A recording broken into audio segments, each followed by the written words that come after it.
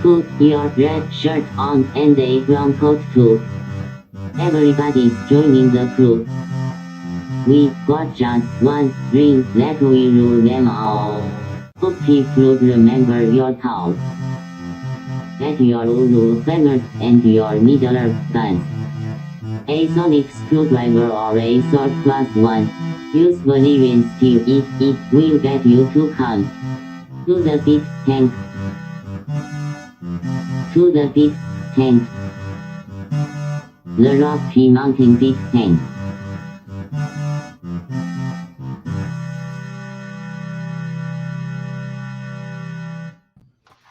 Hi, I'm Guy. Hi, I'm Troy. And this is Geek Tank. Your New Year baby-sized podcast. And I'm going to do this. Whoop. I actually really like the dramatic lighting that we've got on our guest today. Our guest, coming to us live from One Light Land, is Dave. Scaramouche, can you do the fandango? Thunderbolt and lightning, very frightening. Weep. Hi, everybody. That's a David. It's good to see y'all. It was very scary. By the way, I just have to say, I'm always reminded works. just how from your opening, how stunningly gorgeous Nana Visitor is. My God. Right? Hi, Brent. Brent is already here. Yep. Yeah, you fixed it, Brent. Actually, we don't know what happened.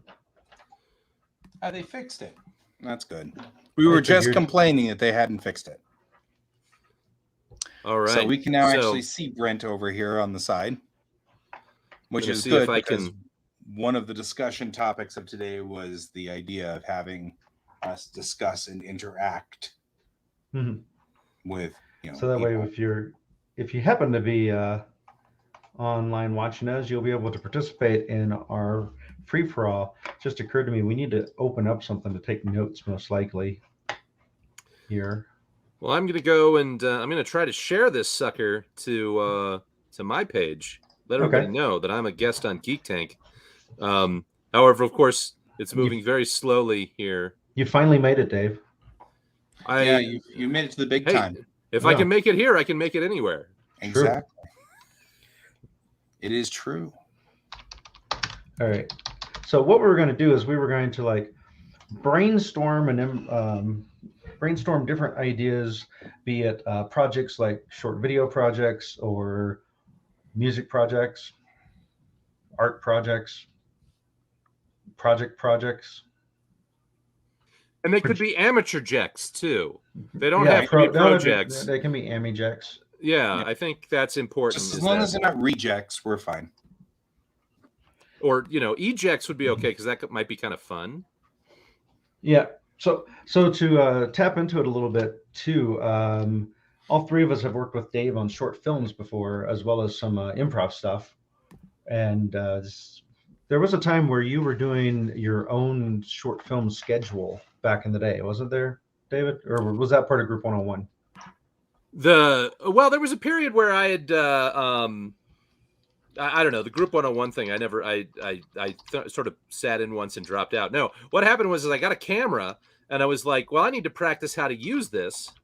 And so I would just invite, I would just send out a, message to all my buddies and say, who wants to do a short film next weekend? And then whoever said yes, I would sort of be kind of like, okay, well, I'll build the story around what I think these folks should do. And then I put together something pretty random, plot points and stuff. And then I think we more or less improvised the dialogue. But the plot was, I don't know, but we had some fun ones. We did the one where your son was ended up being the evil demon. The evil demon that was playing with time. And we had the one with a fight with the tiki god. Everything involved a tiki god. That was what it was, is that I bought this tiki god statue, is like maybe 4 or 5 feet tall. It was this carved black piece of wood. And it was really cheesy, very, very cheesy. And I had a series of just sort of practice films that were all about how this tiki god was possessed and was manipulating everything. Like maybe it was a game of Scrabble, but maybe it was some sort of garage sale or yard sale, or maybe it was, people's perceptions of time. You should have done a parody song of the Disney Tiki Tiki Room, but Tiki Tiki God. I'll have to look that one up, Troy. Okay. Tara knows it. That's how I know it. Oh, okay. Well, I'll call Tara and ask her about it. Yeah, just call her. Can she sing it for me? Probably on a different day. She's not feeling so hot right now. Oh, no. I'm sorry. Yeah. She's thinking it's low magnesium. Oh, dear. So, but because she's smart like that and can figure things out. So, well, it's good to be married to a smart person. Yeah, I'm glad she married me. She's married to a smart person. I didn't phrase that enough to make it work. Yeah, So that one reached. I understand how much you were dissing Tara. Yeah, it's okay because we know her 3 master's degrees were easily, Does she have 3 master's degrees? It's like 2 or 3. I lost count because I only count to 1. Just like everybody else in the world. Yeah, there's only one of us here right now, so. I don't know that she would want us talking about it, but what are her 3 master's degrees in? It's all top secret. Oh, okay. So she's an intelligence agent, is what you're saying. Top secret. Well, you already established she's intelligent. So, movies. Well, this is like Mission Impossible here. We're talking. This is a great segue because we're talking about secret agents, and Mission Impossible was a show about secret agents, and we're talking about brainstorming ideas in the middle of a pandemic, like film ideas, which are, how do you do a film, when everybody's going to cough on each other and kill each other, Well, that's the film apparently, but it's been done. I like Ben Dunn. He's a good artist. But he's do you think he'll do he might do the mock-ups for whatever short film we come up with? Maybe. All right. It depends. And so, Dark Press has been kind of in and out for a while. We don't know. Yeah, so we had different approaches to the short films we made. Yep. Like you I think came at it from the angle of like you had that brick of like the Tiki God, and you wanted that to anchor each of the films. They were practice films, but yeah, go ahead. But it's just the way I wrote into filming was to not write a script and then try to hunt everything down for the script, but to instead make like a list of all my assets first, and then work from that angle. So if we don't have a nuclear sub, I wouldn't write a story about a nuclear sub. But if Guy and I were walking around and we went through like a public area that looked like a nuclear interior of a nuclear sub, I'd make note of it. Like, hey, we might be able to film in here. In this location could be that asset. I fully agree with you. I think that in my mind, the number one thing is just like what locations do you have available, right? Do you have an interesting location, Mm-hmm. and then build around that? I agree with you. I think, your assets overall. Yeah, absolutely. I mean, that's actually why I did the Tiki God, that thing. Mind you, I didn't do any of the short films that I did, which again are practice films and not publicly available. That's not true. I have some Halloween films from a couple years ago that are available, but those were done differently. But I thought but I mean, it was Troy. I did music for yours and Guy's short films at the Boulder Shootout, and I learned a lot from you on the whole idea of taking inventory of your assets before shooting something. Holding on to your assets when you start filming. Well, Guy, now you were like Mr. Super Special Effects. I know that like when you were putting together films with Troy. How much did you design those around, like because you did that upside down water, like the spaceship in the water and it blew up? Was that, well, I don't know which of you designed that. Both of us did. We both worked on it together. We like brainstormed for a while. How could we possibly make it look like it would work? So we had just sat there and like worked it out, but we had to not do it the way that Troy did it because we had to go find a fish tank. What? Wait. That doesn't make sense because that's the way you did do it. So what? Yeah, I don't know what Guy's saying about the way. Well, no, Troy likes to look at things that are around him and go, "Oh, we got this, and this." I see. We didn't have a fish tank, so yeah, and we didn't have an original spaceship, so that also had to be created. Hey, Donald. Yeah, you guys built a lot for that. Now, what's the name of that short film again? What was that called? Breathing Space. That was a cool little film. That was a cool. Have you talked about that on the show before? I don't think we've talked about any of our films in detail. We just talked about that we've done films. Well, I think it might be instructive to the audience to understand, how that was put together. I think that was that was my quite an directorial accomplishment. debut. Mm-hmm. I totally. Well, the thing to remember with all of those films is we had a restriction placed on us of we knew that there would be elements that we'd have to incorporate in the film, and we would only be able to film in within a time frame of 24 hours from start to finish. And if you didn't turn it in exactly in 24 hours, you're disqualified. Right. The only editing allowed was sound editing. So if you messed up a take, you needed to rewind the tape to the point to where you were doing that take and do it again.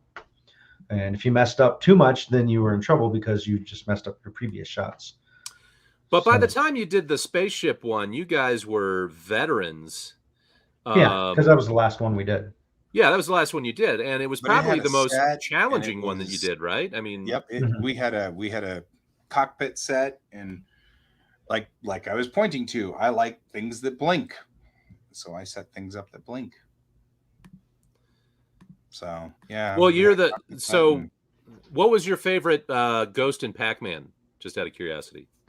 You mean Inky? Yeah. Not Blinky? No. Man, all he ever did was pick on Clyde, and you know it. Mm-hmm. God damn it, Blinky. Right? Sorry, excuse me. Pardon my French. So yeah, Donald's posting saying that he needs to be on some panel to create or come up with ideas for space and fantasy scripts and backgrounds. The issue, of course, with those is you need to have means or method to get to the settings, the ships. We knew we were restricted to. We knew that we could do it with 3 primary shots. I think is where we're coming at it. Right? You have to have the exterior of the ship, the interior of the ship, and then mission command.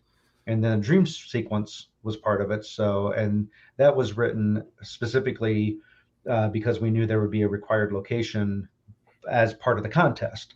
So wherever the required location was going to be part of a dream sequence in order to justify why we weren't in space or at mission control, which were our two anchor parts of our set. So it was also written by your brother, which was cool. We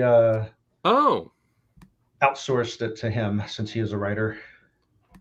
We said, here's our idea, we want, make it good. And he did. It was really good. It was solid. Did you guys, now I can't remember, did you win an award on this one, or what was the? Nope, that's why it was the last one. Yeah. and we worked really darn hard on it. Well, and the winner of that particular one, they pretty much did Ideas, which was the one that we didn't win an award on. Oh, first I time. know that was a big. Well, I always felt like you guys were too hung up on that competition.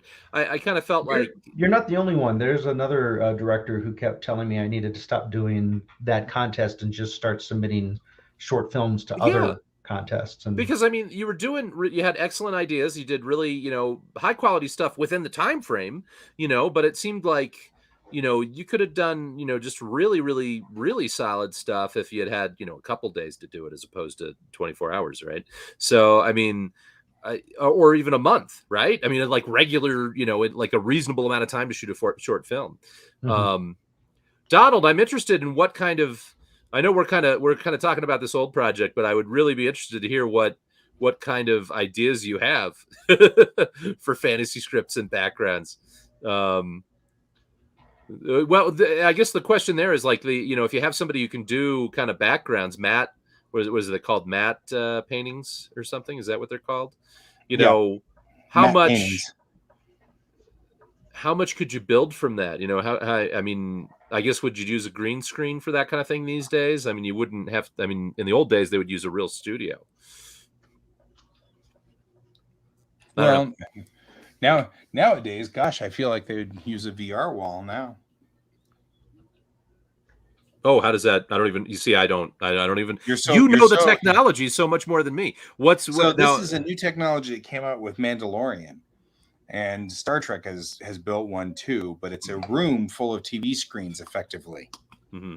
And so what they'll do is it's a stage that's surrounded by TV screens, and then they use Unreal Engine, which is a game engine, to build out and extend beyond. And then it knows where the camera is on there, and it adjusts the angle in the background so that what it looks like is it looks like the person is standing on this massive vista. Well, is that something we'd be able to appropriate at a no budget? Probably not. Oh, okay. But you could do minis in front of your monitor. Well, there's an idea. If we were to do I feel like this is going to be a Community episode where we're coming up with projects here. But like, did you guys ever watch Community? I watched every single one of them. Okay, so like, okay, if we were to do like a short film with miniatures only, what would be that could be fun. What would they be? Because there's like HeroScape, there's Marvel. I mean, I don't know. That would be. You've done that before, right, Troy? You've done kind of a like action figures. I've done like very partial stop frame animation, meaning that you might be like one movement per 10 seconds or something like that, or in some cases the person will be holding the figure underneath and moving them that way.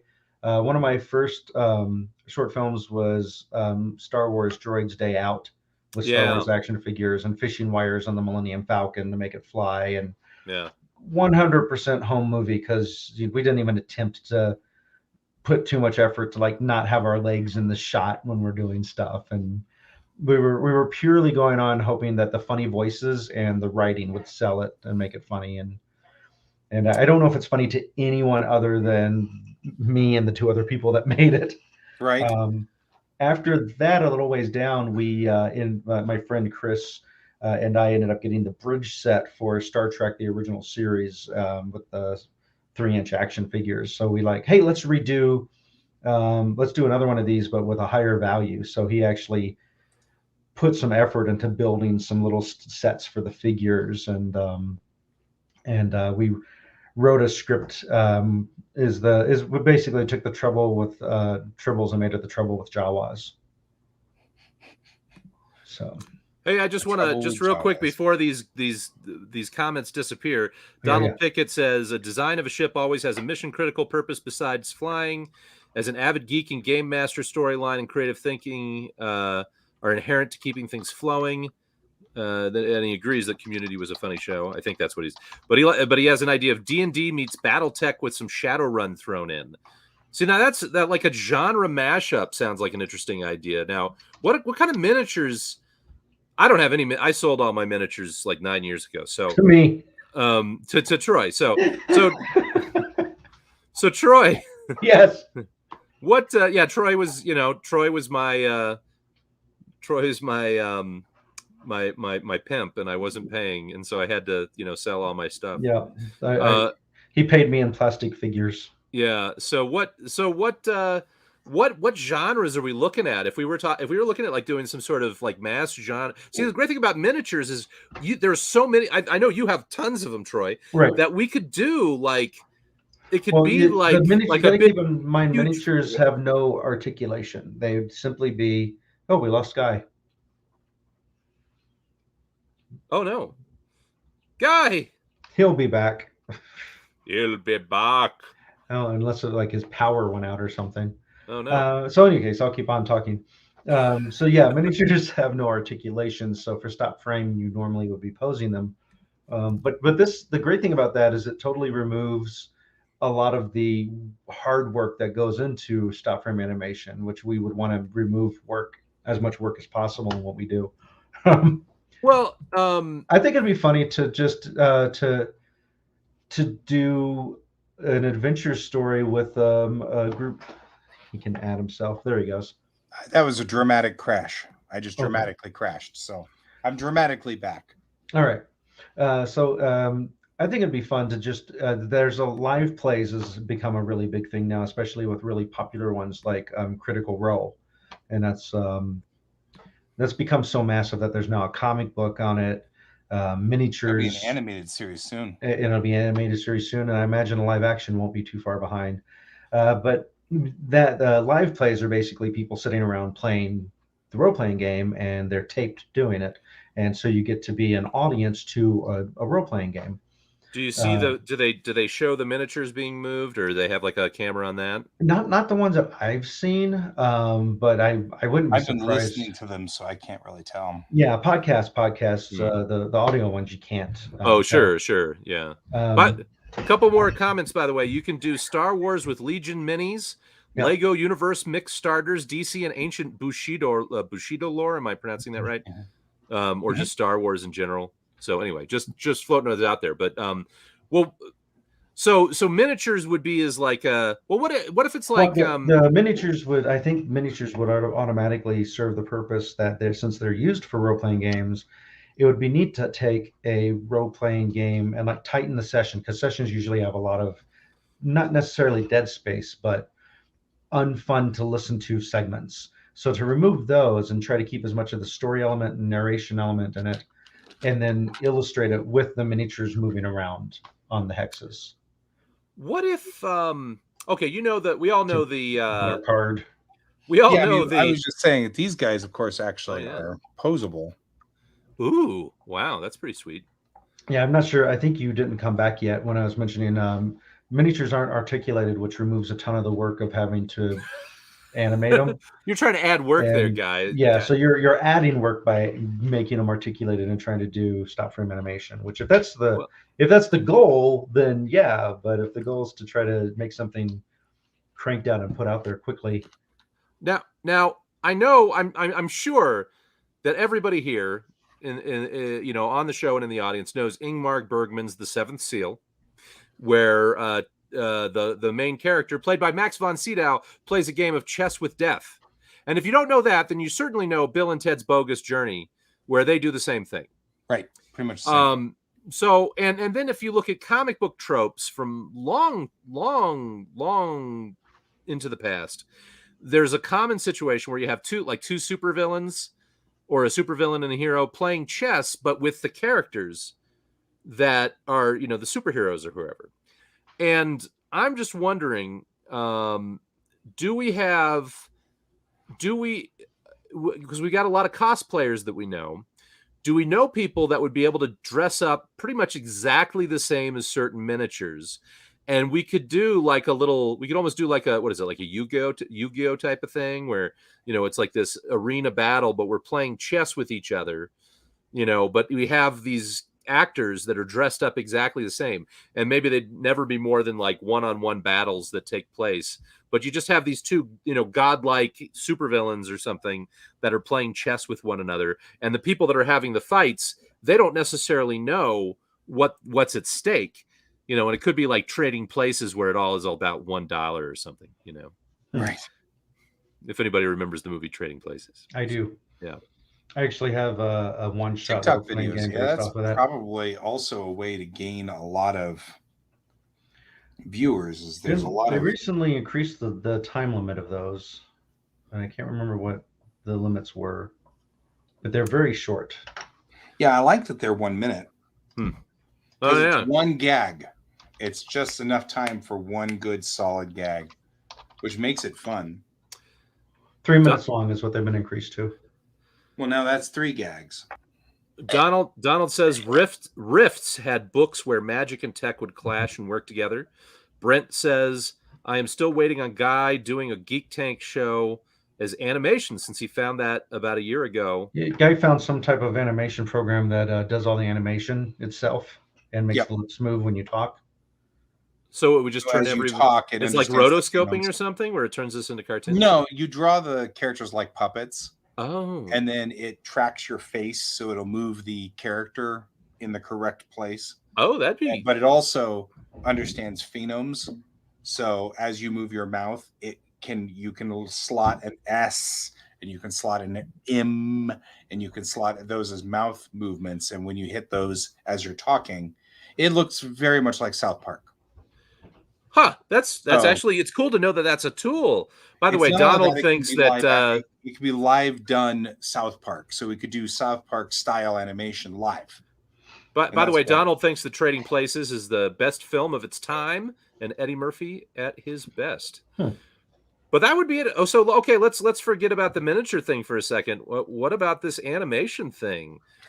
That opens things up I mean, immensely. There's so much you could do if it's like, I mean, if it's just, I mean, even South Park level animation that's pretty good. You can do a lot of to make South funny Park stuff. Yeah. You know, or the South Park movie. I remember that first South Park movie with Satan and Saddam Hussein. That was but funny. Really, how good have those guys done? You know. Well, right. We know you're only in it for the money. We know you're only in it for the money. So yeah, that's the only reason. That's it. Just enough to buy Casa Bonita. See well, that's all. That's like after all the success they've had, they finally leveled up to buying Casa Bonita. So yeah, I wonder if they're going to let people do the cliff diving. If they'll just sort of like you can pay 50 cents to do a cliff dive yourself. I want to do a cannonball. Right after you sign this waiver, if you die, it's your fault. Yeah. Sort of, but that's my. I mean, if we were to do that, that's a little bit. You could. The biggest thing that stopped me is there's only one audio input into the animation program. So I haven't figured out how to make it so that Troy's puppet talks when Troy is talking and my puppet talks when I'm talking. Oh, instead, you get both puppets talking at the same time. Well, so you couldn't do it live. You wouldn't be able to do it live. You'd have to do it. Yeah, but once we had it, we certainly could just easily animate it, and it wouldn't be hard. Was the program free? Nope. The program's part of the Adobe suite. Oh. And in fact, that program is the last holdout, really, as to why I'm holding on to Adobe. By the way, Brent tells us that if we do a Star Wars project, that we can borrow his R7. He's making an R2 unit. Oh, it's an R7 unit. So. Got it. Okay. And then Donald says, I still need to commission Guy to do a celebrity death tag team match with Stitch / Pikachu versus Groot and Baby Yoda. I like Pikachu. How much of a commission? Yeah, that's like, are they dating? Stitchachu, Pika Stitch, and Baby Groot. Baby Groota. Well, Yoda and Groot.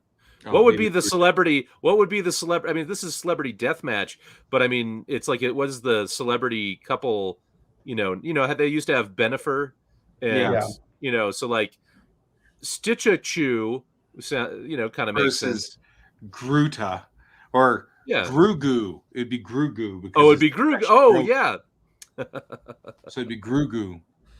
So that's the deal. It's not only a celebrity death tag team match, but it has to be like, this would be a great project for Valentine's Day, right? They're dating couples. You have to build up the romance between the tag teams. They're not just tagging, they're smooch teams. Right. That's how they transfer. You have to kiss each other. So if one of them's pinned down and there's like a 10 count or whatever, the other one have to sneak in there and smooch them to switch places.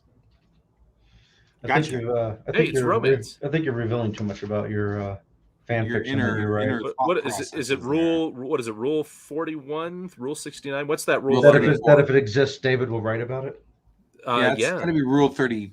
I think that I'll sleep with it. If it exists, I'll sleep with it on the internet. Yeah. But go to sleep with the internet still running right by your head. Well, I just find those ambient rhythms. I don't know what they're called. Have you guys ever tried doing lucid dreaming?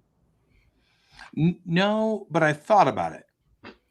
Like, you're supposed to be able to look at your hands and make it work or whatever. Well, like you're supposed to get in the habit of dreams that have jump scares. I really hate those. Oh, well, I guess if you're lucid dreaming, I think you can kind of avoid that because you control everything, right?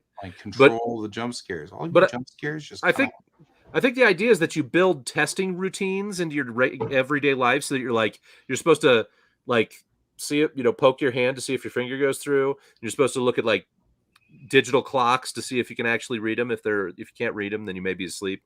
The one that gets me is the spin a top, and if it doesn't fall down. Yeah, if you're Chris Nolan, and then or Leonardo DiCaprio, yeah. And then there's also the one that always got me was flip the light switch into every room you walk in to see if the, because if the light doesn't change based on that. But it always gets me is like, how do you do that? And like, you're going to be kind of rude to the other people that are in there. Just get the strobe effect, and somebody might have a seizure or something. I don't think I find some of those things interesting because I actually have in my dreams tried to see things, or at least try to understand things later. Like, for example, I have a dream that involves, let's say, Troy, but then I'm like, okay, was it Troy, or was it just like a clay figure that my brain said this is Troy? So when I'm dreaming, I try to actually look at Troy and say, is he wearing his glasses?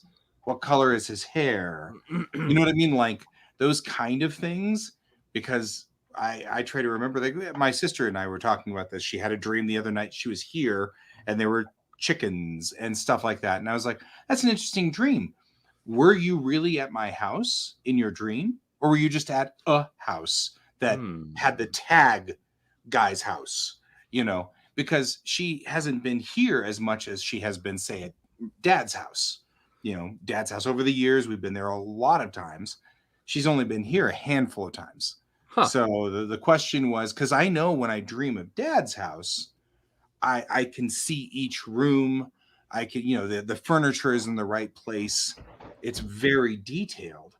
But when I dream of, let's say, my sister's house, which I have been to twice, it's just a house that's marked my sister's house, Like, same thing. If I dream of Troy's house, sure, I can go up the stairs. I can go into the bedrooms upstairs. I can go downstairs into the basement, that kind of stuff. Like, it's actually the same house. But if I were to come to your house, David, which I have been to exactly once, it would just be random generic building number 47, marked David's house. So, well, I was going to say something quippy, but I couldn't think of it anymore. Yeah, I mean, because that's a fascinating thing. I had heard that on some, Psychology Today sort of thing where you don't actually see people in your dreams. You see just a random maquette that's marked as a person in your brain, unless it's important. And you just sort of feel the experience of it being that person. You don't necessarily see it. Yeah, no, I'll buy that. It's tagged. Yeah. It's tagged as you, but it may not be you. Like, so I always like to kind of challenge myself, and when I wake up and go, okay, what were they wearing? Were they wearing like a t-shirt that was readable, or was it just a blank black t-shirt, or whatever? Things like that always make me wonder. This could be the foundation of a story that we could use the different styles that we have available to us. Did you all see Waking Life, the Richard Linklater film about the guy going through the dreams? I've seen trailer for it. Well, it's a very philosophical film. It's, the narrative is practically non-existent, but it's basically this guy that's going through a bunch of different dream scenarios. And he's trying to wake up and he keeps thinking he's woken up, but he's not woken up, blah, blah, blah. Right. But we could do like something that's a little bit more structured than that, a little bit more of a plot around somebody who's lucid dreaming. And maybe it's like, oh, what was the movie that had Dennis Quaid in it? Was it called Dreamscape or something like that? Dreamscape with the assassin. Maybe we could do like what if we were to do some sort of, and I was just watching The Matrix the other night, and it's got kind of a similar type of thing, like you're going through these, talking about Inception with, the Christopher Nolan Inception-esque thing. Yeah. The idea is like we could have like some sort of, maybe we could build like some sort of story around going through different dream states. I've got the idea.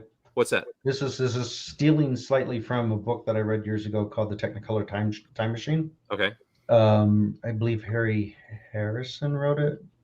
I can't remember the name now. But in the idea, a guy wants to be a filmmaker, and he has no money, but he's got this crazy scientist friend who builds a time machine. So he decides to use the time machine and take his couple of friends that are actors to time travel back to Viking times to make the production value look really high and film his film in that. What if we just twist it to where you have the filmmakers who want to make a film, but they figured out a way that they can meet up in their dreams and record it, and so they're trying to make their movie in their dreams in order to get past not having any production value. That's it. So the comedy part of this would also be that it's never the place you want it to be. No. Scene one is in Troy's house, and we always show up in a park. Yeah, why are we at a coffee shop? Why are we in a coffee shop? We know we're dreaming. Today. We're supposed to be in control of this. What's the problem? That's great. So they're trying to shoot a film, and it's so this is like some sort of future where the It reminds me of the Wim Wenders film Until the End of the World. Until the End of the World, which is an excellent soundtrack to that film. Oh yeah, killer soundtrack. But it's also I knew the soundtrack well before I knew the film, but I watched the film and I was like, that's exactly what it's like being an artist. You just want to look at your stuff over and over and over again. Have you seen Until the End of the World, guy? Have you seen Until the End of the World?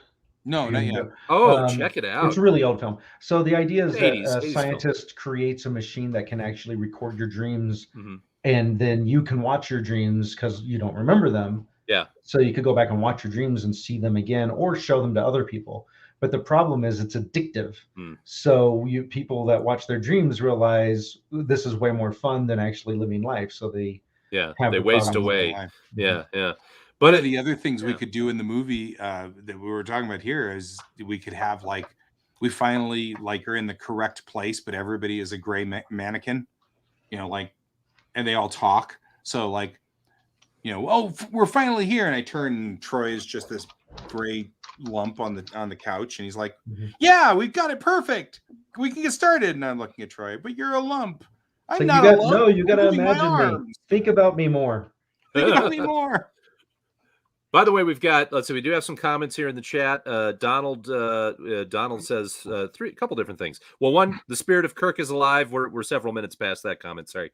I don't know what that was referring to. She dreamed you flew the coop. She saw you going on a trip. I think that was referring to Guy. Yeah, Guy's dream. My sister's dream of chickens. Dreams use symbols for messages. Actually, that's kind of interesting right there. Like if you're trying to shoot, if we're trying to shoot this film as a dream, and we want to send a message to the second unit, which is in this other dream state, it's like we do it by sending a symbol of some sort. So it's like a hawk flying with a clump of cheese or something. More importantly, we just keep throwing the symbol of Prince at each other. There'd be in jokes and stuff. Yeah. What does that mean? It's the symbol formerly known as "It's time for lunch." Got to use Ozzy Osbourne's song "I'm Just a Dreamer" in the soundtrack. I don't know that song actually. Do you guys know that Osbourne song? Ozzy song? No, not really. Well, we can't. We don't have the money to license buy the rights to it. We would have to find a copyright-free version. I wonder what I actually don't know what the rates are for those. I mean, it's like there's game of Pictionary to send messages. Oh, that would be interesting right there, is trying to play a lucid dream version of Pictionary. Except that, of course, we end up with pans full of water that we're trying to draw on or whatever, because it's, Yeah. There's a recurring gag that we need to have and I figured out how we could do this, obviously, since we were talking about animated already. All the dream stuff would have to be in an animated world. In that way, it could either be Legos, it could be drawn, it could be the program, the South Park program. It could even be a mix of all of them. And then the real-time one would be we could shoot in Zoom or something like this. And the neat thing about that is it could be done entirely remotely with all of the voice acting and stuff done separately. Well, that's true. Well, but I think that that's true. Yeah. And I mean, I'd like to think that we might be able to do in-person stuff, but you're right. We can't count on that. Well, but I would think that we could do, but we can do, I mentioned rotoscoping, and we can't do literal rotoscoping, I think, but there's a lot of effects you can get on video programs that make things look, pretty, otherworldly or whatever. You just, or it could just be as simple as changing the contrast or something. I mean, that might be cheesy, I don't know, but there are effects that you can put on stuff that create a different effect. So I mean, we could do multiple, because I like the idea of doing the miniatures, and then also doing the cartoon world, and then maybe also doing like kind of a live action kind of world. I mean, but I do like the idea of doing it like what we're doing here, which is the yeah, I mean, it actually makes a lot of sense. The idea that we could just say we're still in the pandemic and we're trying to do film together, and the way we're trying to do it is is like plugging into our dreams. That'd be kind of fun to put together like plugs for our heads, you know. Suction cup. Yeah, it could just be like a plunger. We just have a plunger we attach to our heads. There's two things I thought of. One is there needs to be a reoccurring gag, because there'd be multiple meetings to discuss what's going to be filmed. There needs to be a reoccurring gag where we keep trying to come up with a title, what the thing's going to be called, and like I came up with I Love Lucid. I love Lucid. I love it. That's great. But we keep coming up with. It could be I love lucidity. You know, but that's not quite the same thing. So, but we keep coming up with bad ideas. And then the other thing is a hook that I think would draw people in to watch it is we should have every dream based somewhat on a real dream that we've had. Oh, but I want an antagonist though. I do want there to be like some sort of person who's trying to sabotage, somebody who's trying to sabotage. Well, you know, even an outer conflict. I mean, like. I like the idea that there's maybe somebody who's part of our crew who's trying to sabotage the film, you know, some sort of like it's like the Sting or something. Like maybe there's one of the directors is subconsciously trying to sabotage the film. Yeah, and they're unaware of it.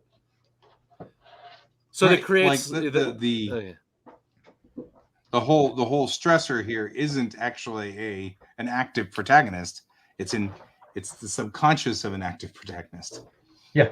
So it'd be like Legion. That's kind of cool. It's going to be like Legion, Troy. You're a big fan of Legion, right? Yeah. Well, but the thing is, that wasn't subconscious. That was like a passenger, a dark passenger, to quote Dexter. Well, but I mean, but you didn't know that for the full show. There was parts of the show you probably thought it was subconscious, right? So yeah, there's questioning going on in it, which was one of the things that makes the show cool. Is that would be I guess the big twist at the end of our film would be that we're all the illegitimate sons of Charles Xavier, and it's like, oh my God, we were spawned from some sort of comic book reality, you know.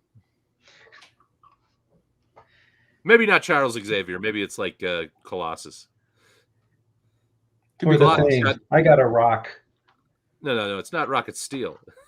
No, the Thing. Oh yeah, maybe it's the Thing. Yeah, the Thing's. Yeah. Well, there's he had a daughter named Pebbles. Oh. Ha ha. He succeeded in making me groan. And I can't even say my favorite send-off to Troy, because we're on a family show. Okay, by the way, we got more comments here from Donald and Brent. Yes. Donald says, whatever materials available in your dream world or bubble. Well, that was a response to something I can't remember exactly what. Also, flipping between various dream states, some claymation, some anime, and some real life like another. Yeah, I like that. That's what I was suggesting. It'd be kind of neat to have each one. And this could even not be a movie. It could be like a short mini series of like. Oh, well, do the 1 minute TikTok stuff. Yeah. Well, 3 minutes. Whatever it is. Brent says, with a dreamscape, everyone accidentally has a different type. So one person may be dreaming in cartoon, one person in minis, one person in live action. That's interesting. That's kind of funny. You've got Dave, who's live action, who's turning to Troy, who's a mini, and just the mini is just stuck there. And then like that would be so Troy talks, and it's a mini, and then like Troy says, "Well, what do you think, guy?" It cuts to me, and I'm drawn all in animated format. And if it was edited, I bet that if we were to edit it properly, we probably could get away with that. The thing that I think Brent was saying was it wouldn't be all three realities mixed into a single shot. It would be whatever dream I'm having would be specifically entirely one style. So if I'm in control of where we're going and directing that episode, it's like ideas, except with older specials. And of course, you have to do manga versions of everybody. Well, I don't know, Brent. Why don't you clarify? Because I kind of got I got the same impression as Guy got on that. But I mean, yeah, it's because if we're interacting with each other, then that would. Yeah, tell us what. Yeah, let's. But it could be, yeah. And of course, there's a delay. You could combine the two, and whenever we're in a way station point in the dreamland, that's when we have all three combined. Oh yeah, and well, we could actually, what we could do is we could do a like the Zoom screen or whatever, and that would be, so like you would be Troy would be a miniature, Guy would be animated, and I'd be live action, and we would just that could almost, that's when the reality is blending with the dreams and stuff. So we should okay, back. Oh, we should mention that we are sponsored, sort of, occasionally. Yes, we got a banner for it. Are you guys sellouts? Is that what you're saying? Did you fix it? No. Oh, okay. I thought we were going to do like last time. So. Oh. Well. Person A is with shooting scene in a cartoon. Scene B is minis. Scene C is live action, and so forth. Okay. Well. We really only had like. And I'm guessing by scenes is like. What sounds more like what you were talking about. Yeah, Troy. so like fine, you win, Troy. You win. Yeah, of course. Geek Tank is sponsored by Kieran Games, Geekway Homes, and Your Mom. Your Mom, and plus we have. We don't know what our status is with. Your Guy. I don't know if this is true on your end, Troy, but Guy's feed is just sort of like scratching out. Yeah, he's doing all kinds of weird stuff there. Okay. I found the background button. Okay, you sound like you're on a record that's occasionally scratching. Yeah, you're kind of popping in and out. I'm going to take it off and see what happens. Yeah, I think that actually may have been what was causing it. Did that make it better? Oh, maybe. A little. Or am I still? No. You're out of sync right now. That's kind of the thing. I guess maybe we're all out of sync. Sweet. I don't know. Maybe it's just my screen. Are you watching it on Facebook or watching it on the StreamYard? No, so that's what I figured. Otherwise, well, I'm not in this. That's where my cat usually is. Okay, so here's the question. Here's the question for our audience: are we in a dream right now? Whose dream is it? We aren't, because I can see that Troy is not, in fact, a gray, sludgy maquette. Or is it that I only have enough processing power to do high-resolution dreaming when in this version of the dream, and when I dream inside this dream as part of this, as part of the design of it, it doesn't have enough processing power, so you all end up being gray sludges. So I was part of a philosophy class in college, and one of the questions was, how do you prove that you're not in a dream? And the thing that I asked, which nobody is, the difference is, have you had a dream that has had consistent consequences from dream to dream? Yes. You have? Yeah. So you don't have any. You don't have any dreams that like follow along on kind of a serialized way. No. Well, all of my dreams are episodic. Yeah, and they're all bottle episodes. They're all bottle episodes. They're all. If somebody could die in one dream and they'll be alive in the next dream. Well, you see, that's just like Richard Paskey. But here's a question: have you ever had a dream where you believed everything was consistent? Because I would say that for me, it's like most dreams that I have, while I'm in the dream, I believe everything is coherent. It's only once I've changed over to the different state that I think it doesn't seem that way. Well, my sampling is scattered because I don't remember every dream. Well, it doesn't matter every dream. Just have you ever had a dream where you felt everything within it was perfectly coherent? To me, when I think about it, every dream is obviously a dream. After the fact, but in the dream. In the dream, it's because it's more of a hypnosis kind of state. There's don't explain. I'm not. You're explaining that after the fact. When you're in the dream, do you question it? Well, see, I can't tell you because I don't remember questioning it in the dream. I remember it as not questioning it in the dream because it was a dream. I remember enough dreams to know that, like, most dreams that I have, I don't question it. It seems perfectly coherent in the moment. It's only when I shift over into my waking state that I question it. And, usually I don't, I guess when I'm in a dream state, I don't usually question if what I consider to be a waking state to be real, but I don't even think about the waking state. The waking state just doesn't even come to mind, which is true most of the time. When I'm in my waking state, my dreams don't usually come to mind. So I don't know. I think when you're within a dream, you actually really oftentimes think it's perfectly coherent. It all makes sense. It's consistent. And yeah, I agree with your philosophy professor, and maybe it's because I've got a philosophy degree, but I think it's impossible, literally impossible to prove that we're not in a dream right now. Yeah, but what you can prove is one has far more repercussions than the other. Because I've killed people. You think that you do. You think you do. So no, I'm sure I'll go to jail if I get caught for murder in this reality. But if you were schizophrenic, awake, you're going to think there's all sorts of consequences of things that are going to happen to you that wouldn't. But there's a agreed upon multi-perspective thing. So if you go, you have to accept a certain point that there's other reality, other perceptions of reality to back it up. This could entirely be a dream machine. It could be the Matrix. How do you know what other people are what other people are agreeing on in the reality? Discussion.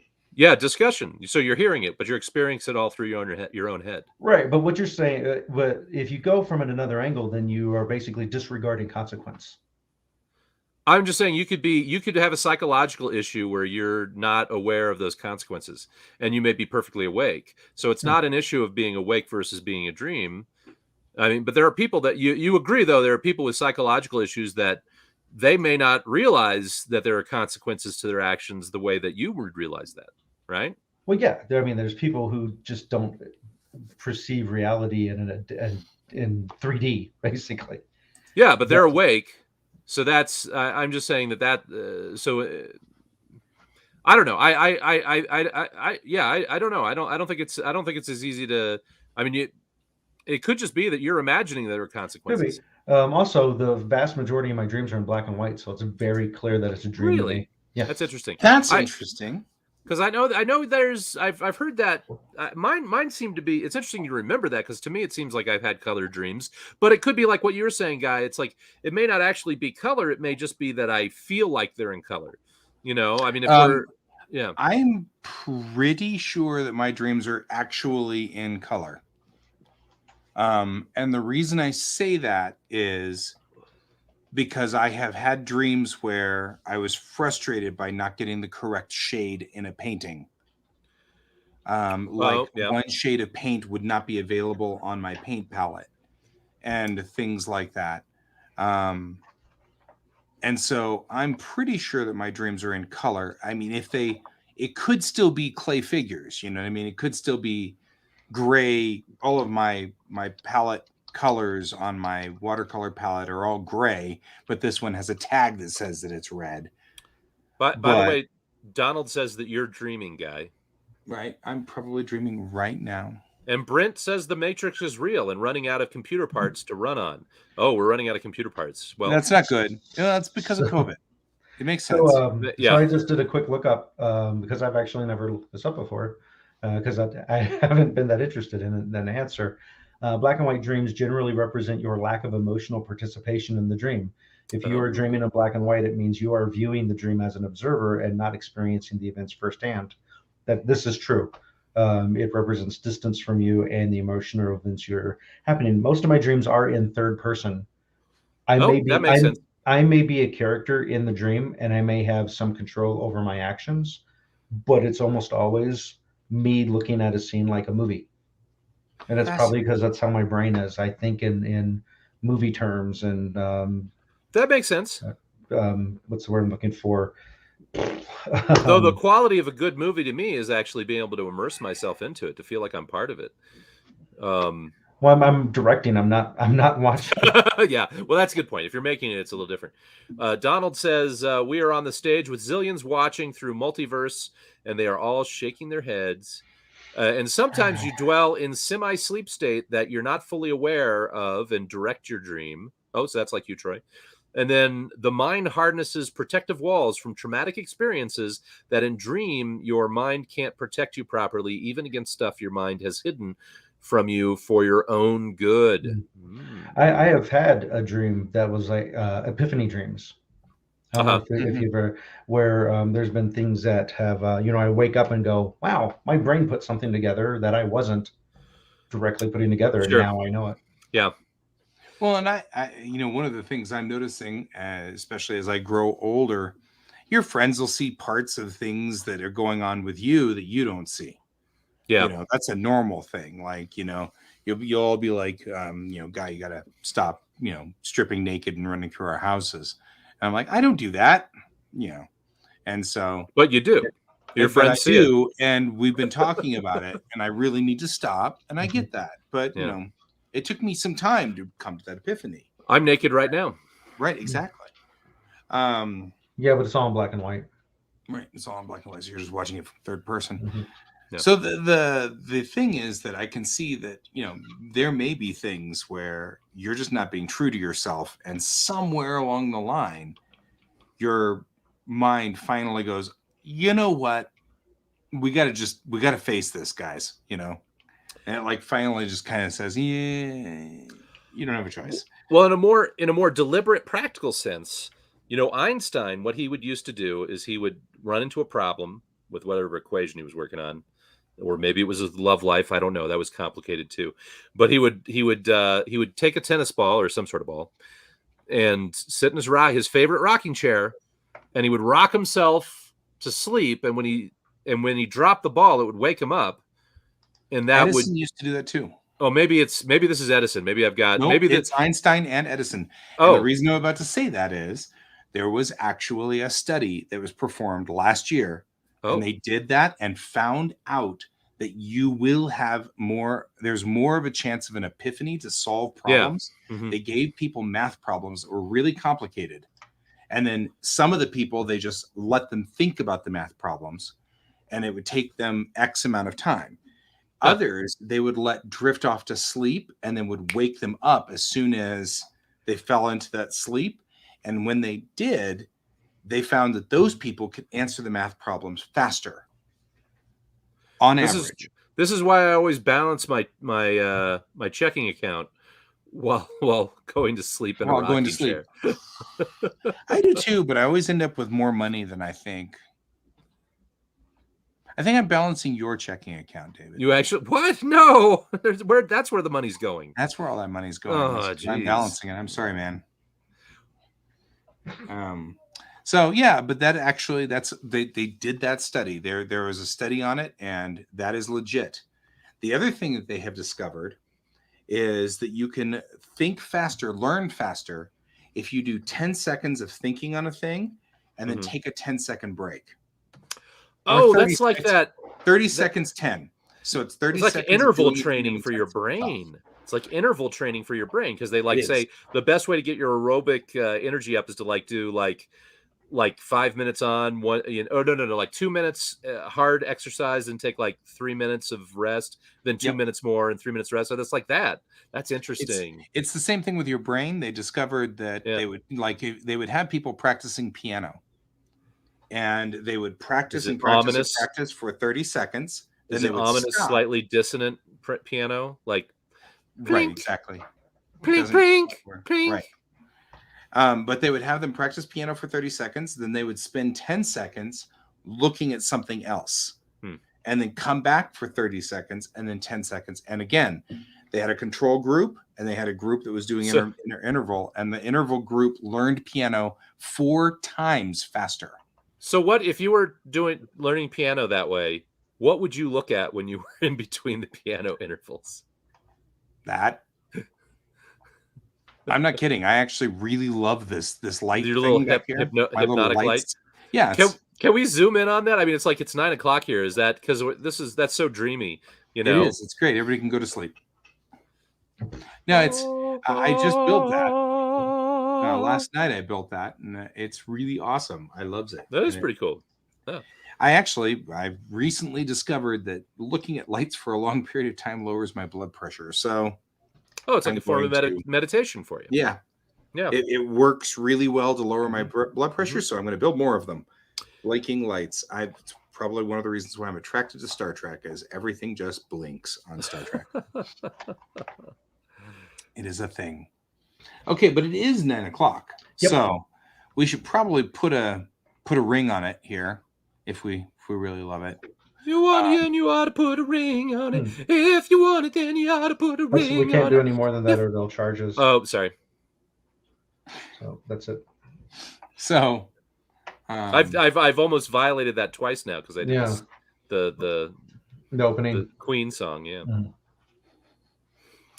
Well, So gee, anyway, guys, it's been really fun. Yep. It's been great having you on our show. It's been dreamy. It's been dreamy. I love the fact that we're like, we don't know what we're going to talk about, but we always seem to settle in on something fascinating, which cracks me up. Well, no, I mean, it seems like this has happened every time so far. No, I mean, hopefully it was fascinating to other people. Oh, no, it's fascinating to me, and I don't care about the other people. Well, that's the difference. You're the yin, I'm the yang. I care. So. Wait, if Guy's the yin, Troy's the yang, and what am I? You're the dots. You're like two eyeballs in the night. I want something with a Y in it, though. Yin yang. A yak. A yin yang a yak. Yacht. I want to be the. You're a yacht. Yakety yak. Don't talk back. You're a big boat. I feel old. Or yo-yo. Yin yang yo-yo. Everybody. Yin yang yo. I like that. Yin yang. I'm like yin yang yo. And everybody. Yo. Wing Chun tonight. Yeah, Wing Chun. Okay, guys.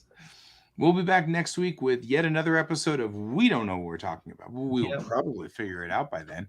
Welcome Thank to 2022. You for being part of our show. I really appreciate it. This was a blast. I had a great time. Thanks so much. And now we got a film idea. So, boom. I mean, that's, to be fair, we do have, in fact, a film idea. If we want to do something with it, only time I think it's kind of cool. Yeah. So. We can give status reports if we decide to go forward with it. Sure. Right. Yeah. Right. That's right. So cool. All right, gentlemen. That's all the time we have for today. Happy New Year. Happy New Year to you too. Sorry. No, it's all good. I interrupted the outro. I apologize. Yeah, but it's all right. Happy New Year. It's true. It's 2022. Happy New Year. Troy has left. There we go. Okay. That's all the time we have for today. I've been Guy. I've been Troy. And this go ahead. I mean, it's all right. Go ahead and say your And I've been Dave. And this is Geek Tank.